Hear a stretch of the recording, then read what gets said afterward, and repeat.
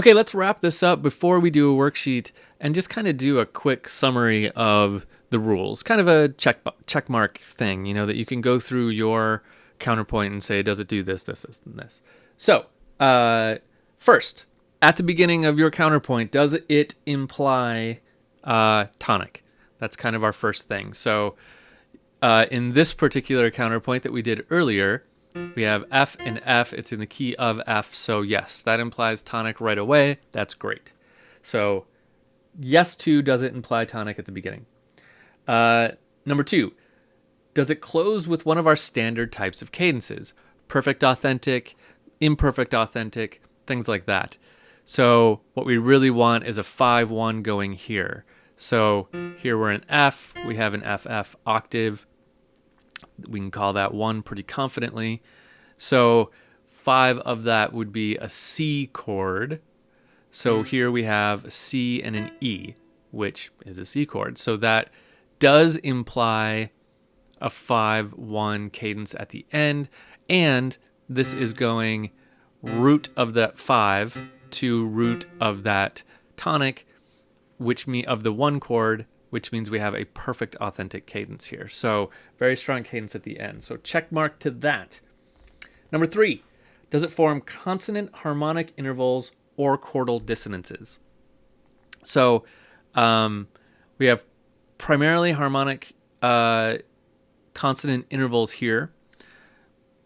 We don't have any chordal dissonances in this particular counterpoint example, because remember, chordal dissonants are based on the 7th chord, which I don't think we put any 7th chords in this one. So those chordal dissonances are allowed. They can be in there. They result from the 7th chord. Number 4, is there a balance between perfect and imperfect consonances? Remember, perfect consonances are things like octaves, thirds, things like that. Imperfect are fourths, fifths sometimes. Sixes can be imperfect. And we do see a good spread of those throughout this piece. So that's good.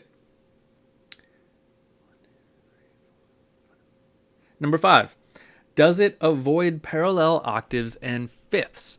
Now, this is an old one that comes back. We don't get rid of the problem of parallel octaves and fifths.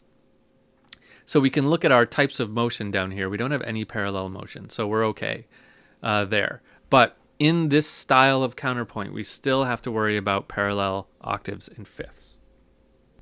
Number 6, and this is kind of a new one, but it was kind of an old counterpoint rule, but we have a little more emphasis on it here, and that is, does it sound good? Does it have a good melodic contour and bass line? So do we like the way that this melody comes together? Does it sound good? Could you sing it? We didn't worry about that as much in earlier counterpoint types, but we are going to worry about it now. It was always important that it sounded good, but now we want to think about, is this a nice melody? Would you walk down the street singing this? And I think yes. So those are our kind of 6 big rules that we're working with here in this 18th century counterpoint style.